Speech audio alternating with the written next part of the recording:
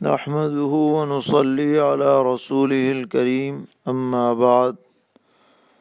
رب اشرح لي صدري ويسر لي أمري واحلل عقدة من لساني يفقه قولي۔ محترم سامعین کرام، السلام علیکم ورحمۃ اللہ وبرکاتہ۔ دینی رہنمائی کی 11ویں مجلس میں کچھ منتخب مسائل اور ان کے جوابات پیش کیے جا رہے ہیں۔ ایک مسئلہ جو عوام میں بہت زیر بحث رہتا ہے، وہ پوچھا گیا ہے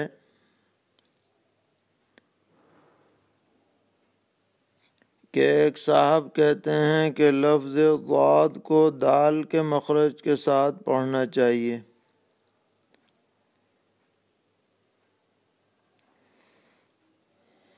اور وہ فتاوی رشیدیہ کا بھی حوالہ دیتے ہیں اور یہ بھی کہتے ہیں کہ امام کعبہ بھی ضاد کے مخرج کو دال کے ساتھ پڑھتے ہیں۔ تو مجھے یہ معلوم کرنا ہے کہ لفظ ضاد کی آواز کو ضا کی طرح نکالنا ہے یا دال کی طرح یا زال کی طرح۔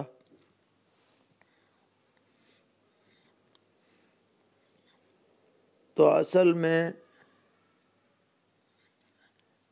ناواقفیت کی وجہ سے اس معاملے کو طول دے دیا گیا ہے۔ صحیح اور معقول بات یہ ہے کہ ضاد ایک الگ لفظ ہے، دال الگ ہے،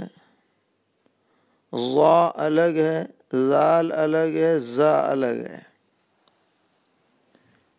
اور جو حضرات فن تجوید سے کچھ مناسبت رکھتے ہیں وہ جانتے ہیں کہ ان سب حروف کے مخارج الگ الگ ہیں، یعنی ان کو ادائیگی کی جو ترتیب ہے ہر حرف کے لیے الگ الگ ہے۔ اب چونکہ جو عوام ہیں جو تجوید سے زیادہ مناسبت نہیں رکھتے، تو وہ اس لفظ کو کیسے ادا کریں؟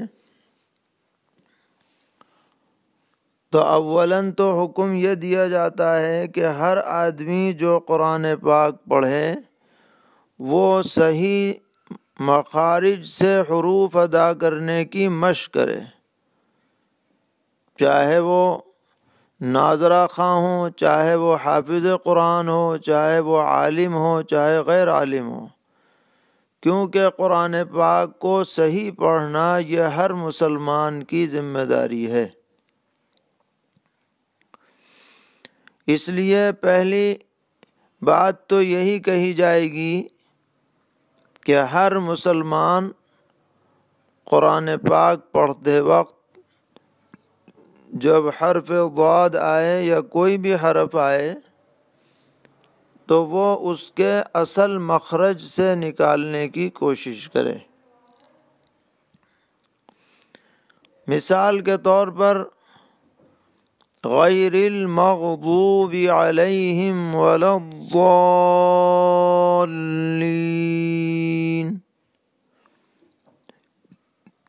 یہ اصل میں ضاد کے مخرج سے ضاد نکالا گیا ہے، یہ دال بھی نہیں ہے، کیونکہ اگر دال ہوتا تو یوں پڑھا جاتا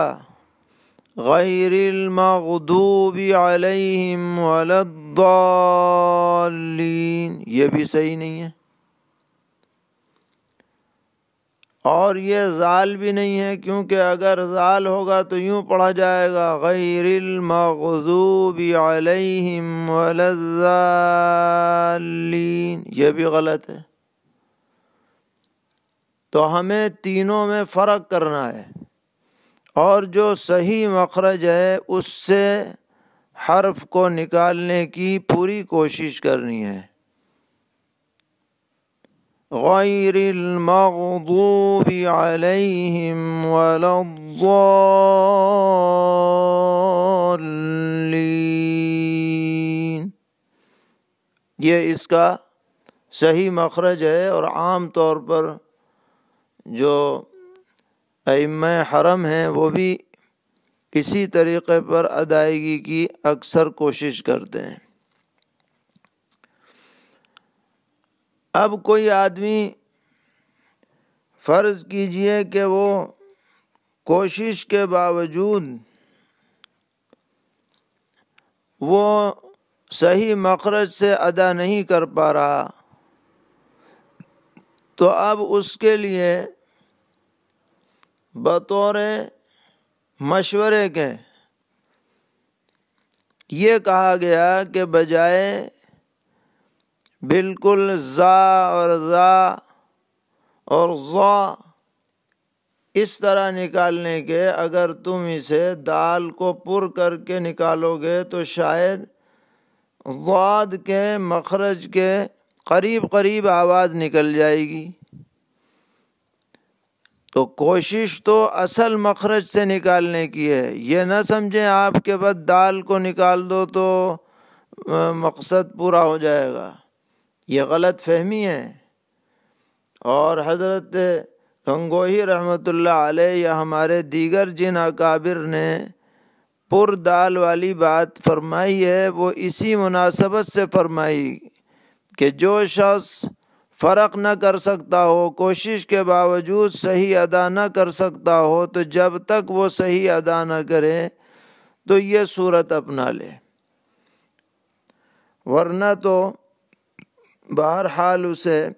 کوشش تو کرتے ہی رہنا ہے۔ اور یہ سمجھ لیجئے کہ جس طرح بھی وہ ادا کرے گا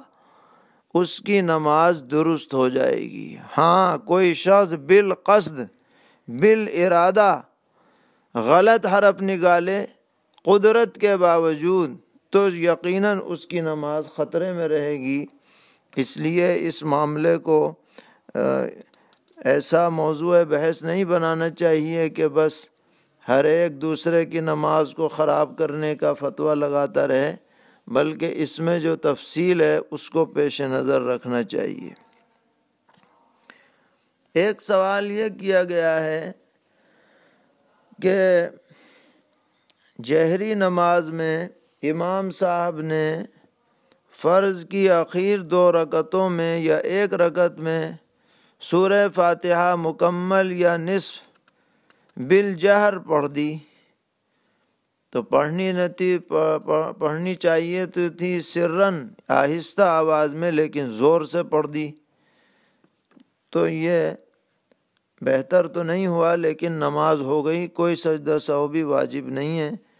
کیونکہ یہ جہری نماز ہے۔ ایک سوال ہے کہ ایک مؤذن صاحب نے اذان دینے کے بعد دوسری جگہ جا کر نماز پڑھی، تو اذان تو ان کی صحیح ہو گئی، باقی افضل اور بہتر یہی ہے کہ جہاں اذان دی ہے وہیں نماز پڑھیں، تاکہ جس کی طرف لوگوں کو دعوت دی ہے اس دعوت پر خود بھی عمل کرنے والے ہوں، لیکن فی نفسی اذان درست ہو جائے گی۔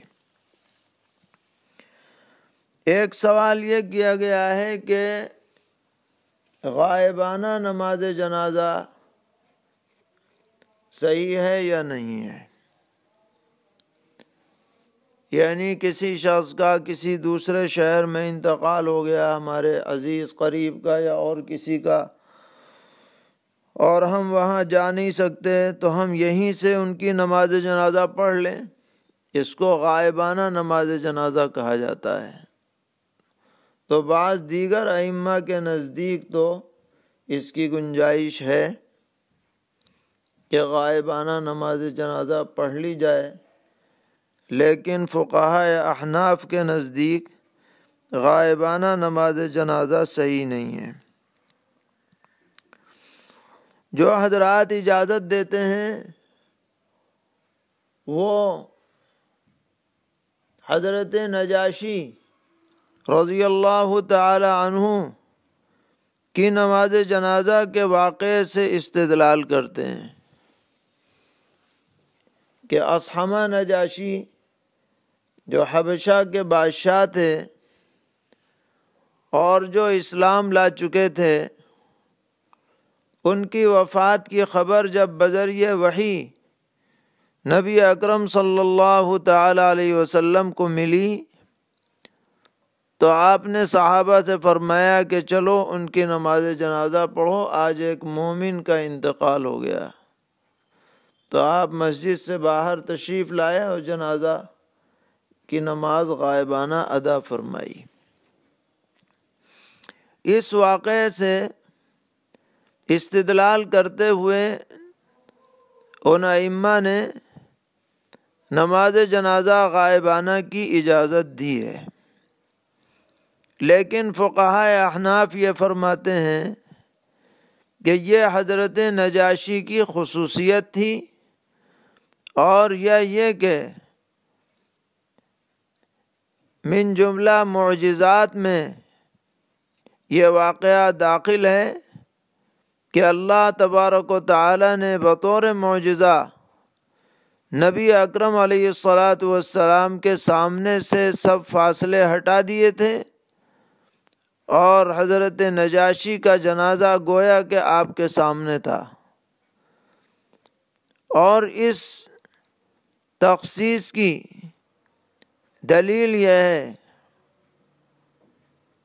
کہ بہت سے واقعات دور نبوت میں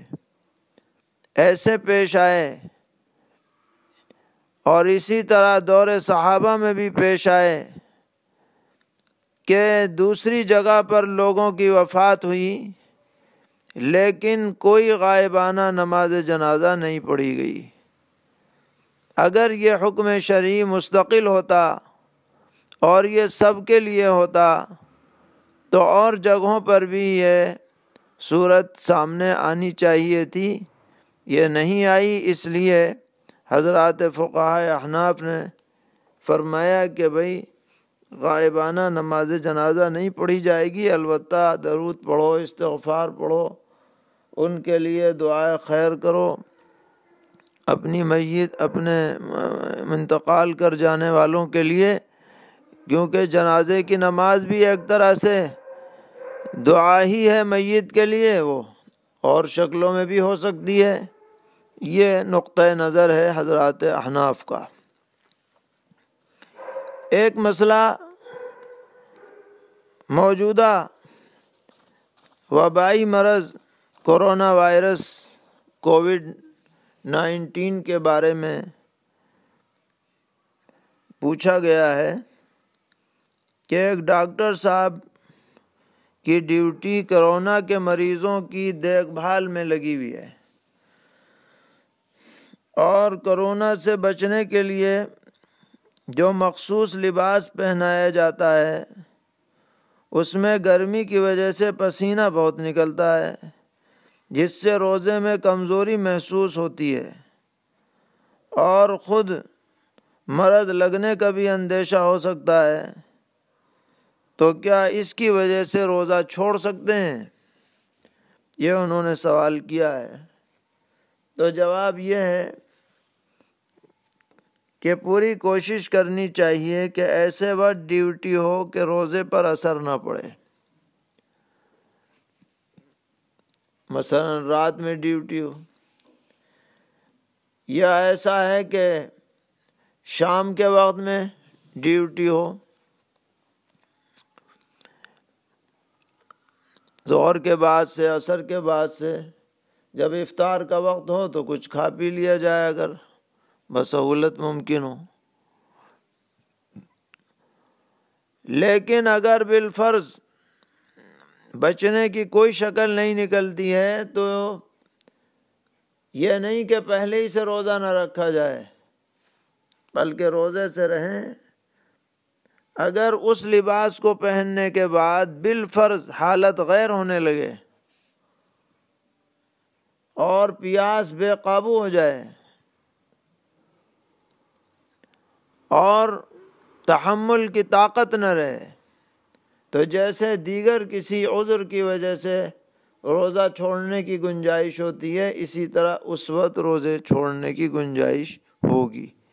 لیکن مطلقاً روزہ چھوڑنے کا حکم نہیں دیا جائے گا۔ ڈاکٹر صاحبان جو اس معاملے میں مبتلا ہوں وہ خود اپنے احوال کو دیکھ کر کے فیصلہ کریں، اور حتی الامکان یہی کوشش کریں کہ ان کا روزہ نہ چھوٹنے پائے۔ ایک صاحبہ کے روزے کی حالت میں شدید سر میں درد ہوا کہ 3 بجے دن میں دوا کھانی پڑی، تو روزے کا کیا حکم ہے؟ ان کا روزہ ٹوٹ گیا، قضا لازم ہے لیکن کفارہ لازم نہیں۔ ایک سوال کیا گیا ہے کہ اگر کوئی عورت اپنے گھر میں اعتکاف کر رہی ہے تو وہ ٹھنڈک حاصل کرنے کے لیے غسل کر سکتی ہے یا نہیں؟ اصل حکم تو یہی ہے کہ غسل کے ارادے سے اپنے کمرے سے باہر نہ نکلے، لیکن اگر بے چینی زیادہ ہے اور پسینہ وغیرہ کی وجہ سے قابل تحمل نہیں ہے تو استنجے کے لیے جب جائے تو وہیں سے پانی بہا کر کے آ جائے جلدی، لیکن باقاعدہ غسل کے لیے باہر نہ نکلے۔ استنجے وغیرہ کے لیے جائے تو جلدی سے غسل کر کے آ جائے۔ ایک سوال ہے کہ لاک ڈاؤن سے پہلے ہم نے ایک بس میں 2.5 لاکھ روپے لگائے تھے تاکہ مہینے میں ہمیں اس کا کرایہ ملتا رہتا، لیکن وہ بس ابھی تک چلی نہیں، تو کیا ہمیں ابھی ان 2.5 لاکھ کی رقم کی زکوٰۃ دینی ہے، یا بس چلنے کے بعد جو ماہانہ کرایہ آئے گا اس کی زکوٰۃ دینی ہوگی؟ جب وہ بس میں پیسے لگ چکے تو اس کی زکوٰۃ آپ پر لازم نہیں ہے۔ جب بس چلے گی انشاءاللہ کرایہ آئے گا، جس دن آپ زکوٰۃ کا حساب لگائیں گے اس دن اس کرائے میں سے کچھ رقم باقی ہوگی، بقدر نصاب ہوگی وغیرہ، حسب شرائط پھر زکوٰۃ واجب ہوگی۔ ایک سوال یہ کیا گیا ہے کہ کچھ لوگ مسجد میں پیداوار کا 40واں حصہ نکالنے کی نیت سے غلہ دیتے ہیں، ان کا یہ عمل کیسا ہے؟ یہ جو پیسہ دیا جا رہا ہے یا غلہ دیا جا رہا ہے پیداوار کا، اگر یہ زکوٰۃ کے طور پر ہے تو مسجد میں دینا درست نہیں ہے، کیونکہ مسجد میں زکوٰۃ نہیں لگتی ہے۔ یا کسی زمین پر عشر واجب ہے اور اس عشر کو مسجد میں دیا جا رہا ہے تو بھی صحیح نہیں ہے۔ البتہ اگر یہ پیداوار کا جو حصہ دے رہے ہیں بطور نفلی صدقے کے دے رہے ہیں، یا ایسی زمین سے دے رہے ہیں جو زمین عشری نہیں ہے، یعنی جس پر عشر واجب نہیں ہوتا، تو اس میں جو بھی آپ نکالیں گے وہ نفل سمجھا جائے گا۔ تو خلاصہ یہ ہے کہ جو زکوٰۃ ہے یا صدقات واجبہ ہیں جو آدمی پر جن کا صدقہ دینا ضروری ہوتا ہے وہ مسجد میں صرف نہیں کیا جائے گا۔ البتہ صدقات نافلہ، عطیہ، ہدیہ یہ مسجد میں دینا چاہیے، بہت اس کا اجر و ثواب ہے۔ اللہ تعالیٰ سبھی کے صدقات کو قبول فرمائے۔ ایک سوال قسم کے بارے میں پوچھا گیا ہے کہ کسی معاملے میں قرآن کریم کی قسم کھا لی، بعد میں افسوس ہوا تو کیا کرنا چاہیے اور کفارہ کس طرح ادا کریں؟ تو جس بات پر قسم کھائی ہے پہلے وہ قسم توڑ دیں۔ مثلا یہ قسم کھائی تھی میں فلاں چیز نہیں کھاؤں گی یا نہیں کھاؤں گا، اور پھر وہ چیز کھا لیں تو اب قسم ٹوٹ جائے گی۔ قسم ٹوٹنے کے بعد کفارہ ادا کریں۔ کفارہ یہ ہے کہ 10 مسکینوں کو صبح شام کھانا کھلائیں یا کپڑے پہنائیں، یہ کفارہ ہے۔ اور اگر کوئی بالکل مفلوق الحال ہو، اس کے پاس کچھ کھلانے پلانے کپڑے کا نہ ہو، تو بھئی وہ 3 دن کے روزے رکھ لے، لیکن جس میں بھی استطاعت ہوگی روزے سے کام نہیں چلے گا، اسے کھلانا ہی پڑے گا۔ ایک سوال یہ کیا گیا ہے کہ ہمارے ہاں سالوں سے ایک عالم صاحب مسجد میں تفسیر قرآن بیان کرتے ہیں جس میں مرد حضرات شریک ہوتے ہیں، تو کیا مائک وغیرہ لگا کر مسجد سے ہٹ کر کسی اور جگہ پر باپردہ عورتیں اکٹھی ہو کر تفسیر سن سکتی ہیں؟ جواب یہ ہے کہ اگر کوئی اور مفسدہ نہ ہو، فتنے کا اندیشہ نہ ہو، تو عورتیں بھی اس سے استفادہ کر سکتی ہیں۔ حالات دیکھ کر کے فیصلہ کیا جائے گا۔ ایک سوال یہ ہے کہ موبائل فون پر نعت یا نظم کی ٹون لگانا کیسا ہے، جبکہ وہ ٹون صرف فون کرنے والا سنے، جس کے پاس کیا جا رہا ہے اس کے پاس اس طرح کی ٹون لگی ہوئی نہ ہو؟ تو یہاں یہ یاد رکھنا چاہیے کہ موبائل میں جو ٹون لگائی جاتی ہے، ایک تو وہ ہے جو گھنٹی کی جگہ پر لگتی ہے، یعنی ہمیں پتہ چلے گا کہ ہمارے پاس کسی کا فون آ رہا ہے اور وہ بجے گا، تو اس طرح کی ٹون میں قرآن پاک کی آیت، کوئی نعت، کوئی ذکر یہ لگانا ممنوع ہے، کیونکہ یہ بے ادبی ہے، یہ قرآن پاک کی بے حرمتی ہے۔ کیونکہ کبھی ایسا بھی ہو سکتا ہے کہ آدمی استنجے میں ہو اور اسی حالت میں یہ بج پڑے، اور کبھی ایسا بھی ہوتا ہے کہ بند کرنے کا بھی موقع نہیں رہتا۔ اس لیے جو آج کل لوگ اس طرح کی ٹون اپنے موبائلوں میں لگائے رہتے ہیں، یہ بالکل غلط ہے۔ سادہ ٹون لگانی چاہیے، نہ گانے باجے کی ہو، نہ قرآن پاک وغیرہ کی ہو۔ البتہ جو صورت انہوں نے لکھی ہے کہ جس کو ہم فون کر رہے ہیں وہ سنتا ہے، یا ہمارے پاس جو فون آتا ہے تو وہ اس کو سنتا ہے، تو اس کی کچھ گنجائش معلوم ہوتی ہے، کیونکہ اس میں بظاہر کوئی بے حرمتی معلوم نہیں ہو رہی، بلکہ جو انگیج کا وقت ہے اس انگیج کے وقت میں کوئی اچھی بات دوسرے کے کان میں ڈالی جا رہی ہے۔ اس لیے اگر اس طرح سے کوئی ٹون لگا دی جائے تو یہ بظاہر ممنوع نہیں ہوگی۔ ایک مسئلہ پوچھا گیا ہے کہ کوئی دادی اپنے پوتے یا پوتی کو دودھ پلا سکتی ہے یا نہیں؟ تو فی نفسی ہی اگر ضرورت ہو تو پلا تو سکتی ہے، پوتے یا پوتی کو پلا سکتی ہے، لیکن مسئلہ یہ ہے کہ جب پلا دے گی تو یہ پوتا پوتی اس کی سگی اولاد کے درجے میں آ جائے گی، اور اس کا اثر جو ہے وہ آگے کے رشتوں پر پڑے گا۔ جس کو اس طرح سمجھیے کہ جس بچے نے یا جس بچی نے دادی کا دودھ پی لیا ہے اس بچے یا بچی کا نکاح چچا یا پھوپھی کی کسی اولاد سے نہیں ہو سکتا، کیونکہ خود یہ بچہ بچی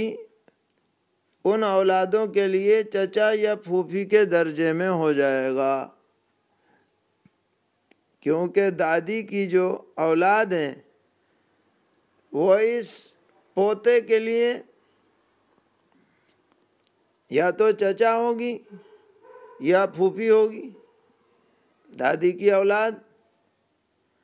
اب انہوں نے خود ہی پی لیا دودھ تو یہ دیگر اپنے درجے والوں کے لیے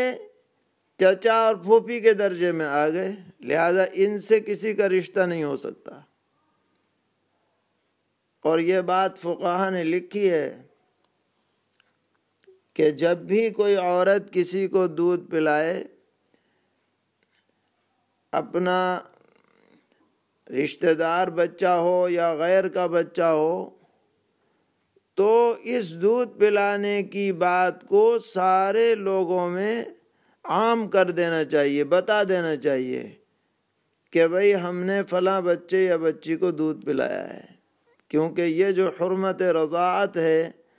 دودھ پلانے کی وجہ سے جو حرمت ثابت ہوتی ہے، اس کے اثرات دور دور تک ظاہر ہوتے ہیں۔ بسا اوقات دودھ پلا دیا اور بتایا کسی کو نہیں، اور آگے چل کر کے رشتہ ہو گیا، پھر کسی طرح سے بات نکل کے آئی تو پتہ چلا کہ یہ تو رشتہ صحیح نہیں ہے۔ اس لیے اولاً تو بہت احتیاط کرنی چاہیے، بلا شدید ضرورت کے دوسرے کے بچے کو مدت رضاعت میں دودھ نہ پلایا جائے، اور اگر بالفرض پلانا پڑ گیا تو سب گھر والوں کو بتلا دیا جائے کہ میں نے فلاں کو دودھ پلایا ہے، بلکہ کہیں لکھ کے رکھ دیا جائے تاکہ بعد میں کوئی پریشانی پیش نہ آئے۔ اس لیے ان باتوں کا خیال رکھیں گے تو انشاءاللہ آئندہ عافیت رہے گی۔ اللہ تبارک و تعالی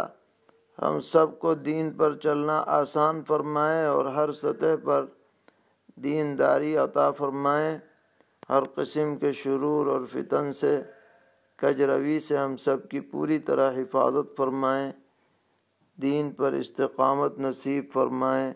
وآخر دعوانا ان الحمد للہ رب العالمین۔